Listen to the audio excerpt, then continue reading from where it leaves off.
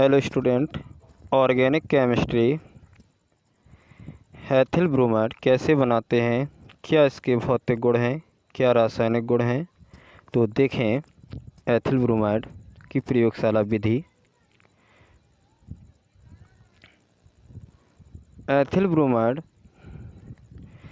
का जो फार्मूला या सूत्र होता है C2H5Br और इसका अणुभार, तो इसमें 2 कार्बन हैं, 5 हाइड्रोजन और 1 Br।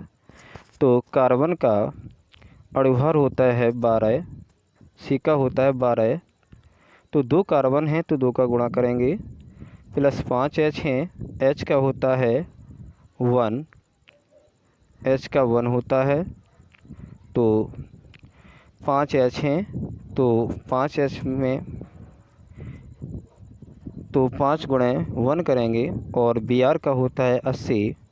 तो सभी को जोड़ेंगे तो 12 दूनी 24, 24 5 29, 29 और 80 109। तो इसका जो अणुभार होता है वो होता है 109। इसका संरचना फार्मूला, कार्बन की 4 वैलेंसी होते हैं तो 5 हाइड्रोजन हैं और 2 कार्बन हैं, तो इसे सिंगल बॉन्ड से जोड़ा तो इसकी ये जो बना इसका संरचना फार्मूला है।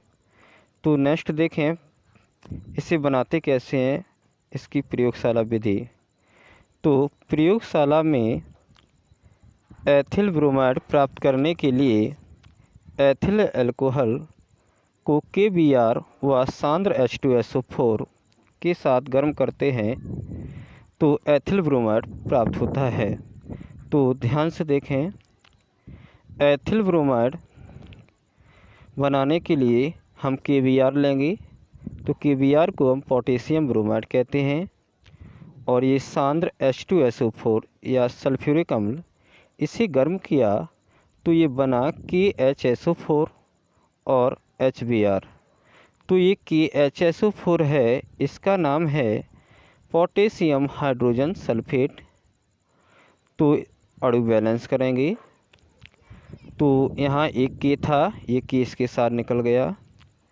हाइड्रोजन के 2 कंपाउंड हैं तो एक ये हाइड्रोजन इसके K के साथ जुड़ गया, ये पूरा ग्रुप HSO4, तो क्या बन गया KHSO4, और बचा एक H और एक बचा ये Br, तो दोनों मिलकर निकल गए HBr। इसका नाम होता है HBr का हाइड्रोजन ब्रोमाइड।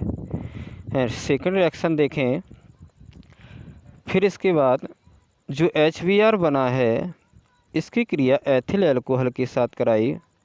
एथिल अल्कोहल के साथ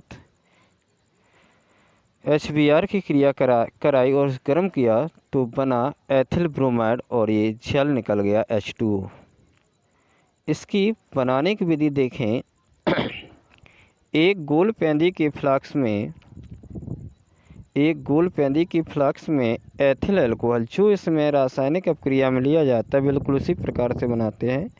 तो एथिल अल्कोहल लिया गया तो इसमें एथिल अल्कोहल और क्या लिया गया HBr, तो HBr और H2SO4। अच्छा, और देखें इसकी जो डायरेक्ट रिएक्शन है, ये 2 पार्ट में है रिएक्शन। इसकी अगर डायरेक्ट रिएक्शन करना चाहें तो इससे देखें डायरेक्ट भी बन जाता है। तो हम क्या लेंगे KBr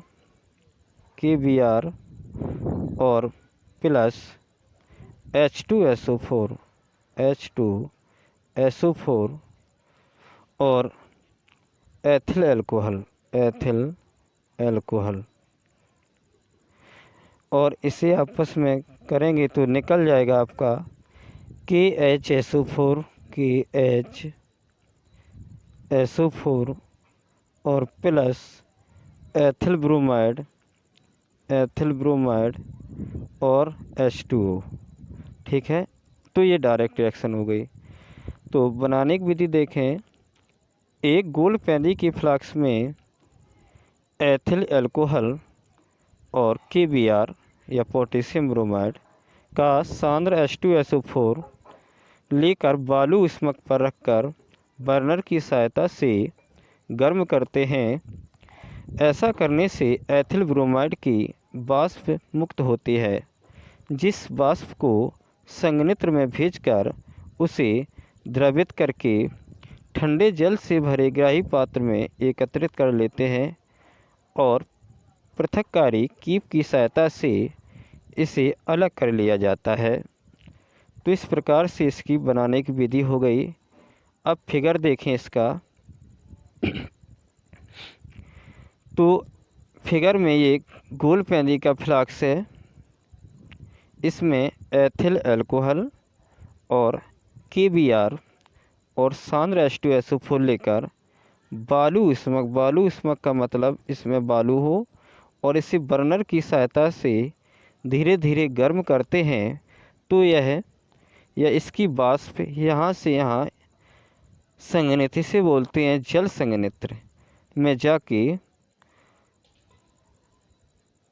और यहाँ से इसकी वाष्प को जल संघनित्र में ठंडा करके बर्फ़ व जल, यहाँ ग्राही पात्र में लिखा है बर्फ़ जल। तो बर्फ़ जल का मतलब ये है कि इसकी वाष्प जो होती है वो ठंडे संघनित्र से ठंडे करके तो बर्फ़ से भरे जल के ग्राही पात्र में रख देते हैं। और ये नीचे जो आपका लिखा है डॉटेड लाइन में, तो ये है एथिल ब्रोमाइड। तो एथिल ब्रोमाइड जल से भारी होता है, इसलिए ये नीचे बैठ जाता है। तो ठीक है, बाकी ये आपका स्टैंड है, ये आपका बर्नर है, ये आपका गोल पैंदी का फ्लास्क है और ये भी आपका स्टैंड है। ठीक है, तो लिया क्या है, एथिल ब्रोमाइड और KBr और सांद्र H2SO4 को मिलाते हैं, तब हमारा एथिल ब्रोमाइड बनता है। ठीक है, तो फिगर में कोई प्रॉब्लम नहीं है। नेक्स्ट देखें, एथिल ब्रोमाइड के भौतिक गुण या physical property of ethyl bromide. तो भौतिक गुण क्या हैं इसके, तो देखें ध्यान से। यह रंगहीन का मतलब होता है जिसमें कोई कलर ना हो। और भौतिक गुण के अंतर्गत जो जानकारी आती है, जैसे क्या इसका कलर है, क्या इसका आकार है, कैसी इसमें गंध आती है, यह क्या इसका क्वथनांक है, यह जल में विलेय है या नहीं विलेय है। तो देखें, फर्स्ट पॉइंट है इसका, यह एक रंगहीन मीठी गंध वाला वाष्पशील द्रव है या जल से भारी द्रव है। नेक्स्ट पॉइंट है, इसका क्वथनांक 38.5 डिग्री सेंटीग्रेड होता है या 38.5 डिग्री सेंटीग्रेड होता है। नेक्स्ट पॉइंट है, यह जल में अविलीय या अमिश्रित लेकिन कार्बनिक विलायकों में मिश्रित है। यह जल में अमिश्रित का मतलब होता है जल में अविलीय परंतु कार्बनिक विलायकों में विलेय है। कार्बनिक विलायक जैसे एथिल अल्कोहल C2H5OH हुआ या डाई एथिल ईथर हुआ C2H5O C2H5, ये कार्बनिक विलायक हैं, तो इनमें ये विलेय है। ठीक है, तो ये इसके भौतिक गुण हैं। नेक्स्ट है रासायनिक गुण या केमिकल प्रॉपर्टी। तो केमिकल प्रॉपर्टी में जो पहली इम्पोर्टेंट अपक्रिया है वोल्टेज अपक्रिया। वोल्टेज अपक्रिया इम्पोर्टेंट है। तो देखें, एथिल ब्रोमाइड को सोडियम के साथ डाई एथिल ईथर, ये लिखा है डाई एथिल ईथर, तो अभी डाई एथिल ईथर का फार्मूला बताया C2H5O C2H5, ये डाई एथिल ईथर का फार्मूला होता है C2H5O C2H5। तो इसकी प्रेजेंट में ये रिएक्शन होती है। तो एथिल ब्रोमाइड की क्रिया सोडियम के साथ डाई एथिल ईथर की उपस्थिति में जब गर्म करते हैं तो ब्यूटेन प्राप्त होता है। एन का ये मतलब है, एन ब्यूटेन लिखा, इसका मतलब है नॉर्मल ब्यूटेन। तो देखें, बैलेंस करेंगे तो एक अणु एथिल ब्रोमाइड का ये रहा, एक ये रहा, दो अणु लेंगे और दो ही सोडियम के अणु लिए, तो इसमें क्या हुआ, दोनों Br, ये वाला Br और ये वाला जो बंद है ब्रैकेट में, तो दोनों Br और दोनों Na निकल के आ गया 2NaBr। इसका नाम होता है सोडियम ब्रोमाइड। बचा क्या, 2 कार्बन ये वाले और 2 कार्बन ये, तो 2 और 2 कितने हो गए 4, और 5 और 5 H कितने हो गए 10। तो ये जो है इसका नाम होता है नॉर्मल ब्यूटेन। तो नेक्स्ट देखें फ्रैंक लैंड अपक्रिया। नेक्स्ट है फ्रैंक लैंड अपक्रिया, ये भी इम्पोर्टेंट है। तो देखें एथिल ब्रोमाइड को जिंक या जिंक को दूसरे नाम से बोलते हैं जस्ता, जिंक या Zn, या इसे जस्ता भी कहते हैं। तो जिंक की एथिल ब्रोमाइड को जिंक के साथ जब अपक्रिया करते हैं तो नॉर्मल ब्यूटेन प्राप्त होता है। तो नॉर्मल ब्यूटेन इसमें भी बना था और नॉर्मल ब्यूटेन इसमें भी। तो इसमें भी देखें C2H5Br के 2 कंपाउंड लिए और Zn के साथ रिएक्शन कराई, तो ये एक Zn और 2 Br निकल के आ गया ZnBr2। इसका नाम होता है जिंक ब्रोमाइड। और बचा C4H10, इसका नाम होता है ब्यूटेन या नॉर्मल ब्यूटेन। नेक्स्ट देखें KOH से क्रिया। KOH से क्रिया इसे बोलते हैं कास्टिक पोटास, या इसका नाम दूसरा होता है पोटेशियम हाइड्रोक्साइड। तो देखें जलीय KOH से क्रिया मतलब जल में घुला हुआ KOH। तो एथिल ब्रोमाइड की क्रिया जलीय KOH के साथ कराते हैं तो एथिल अल्कोहल प्राप्त होता है।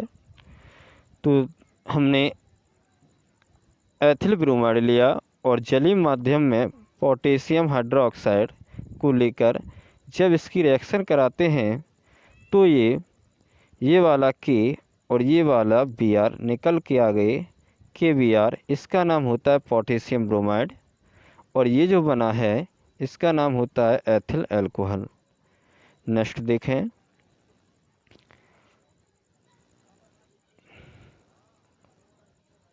अगर हमारे चैनल को सब्सक्राइब नहीं किया तो सब्सक्राइब करें और लाइक करें। देखें नेक्स्ट रिएक्शन है एल्कोहलिक KOH से क्रिया। अभी KOH जलीय माध्यम में था, अब ये रिएक्शन एल्कोहलिक KOH से क्रिया है, एल्कोहल में घुला हुआ KOH। तो जब एल्कोहलिक KOH की क्रिया एथिल ब्रोमाइड के साथ कराते हैं तो एथिलीन गैस C2H4 का जो C2H4 है इसका नाम होता है एथिलीन गैस। तो परिभाषा इसकी होगी कि एथिल ब्रोमाइड की क्रिया एल्कोहलिक KOH के साथ कराने पर एथिलीन गैस प्राप्त होती है। तो देखें एथिल ब्रोमाइड लिया और एल्कोहल में घुला हुआ KOH या पोटेशियम हाइड्रोक्साइड को जब लेते हैं तो इसका क्या हुआ, इसका K और इसका Br निकल के आ गया KBr, और बचा ये OH, ये जो OH है और एक OH और एक इसमें से 5 H हैं, तो एक इसमें से H, तो H प्लस OH मिलके बन गया H2O, बोले तो जल। ठीक है, तो ये हमारा जल निकल गया। अब यहाँ बचे 5 H थी, एक H निकल गई तो C2H4, तो ये बन गई हमारी एथिलीन गैस। तो नेक्स्ट रिएक्शन है सिल्वर एसीटेट से क्रिया।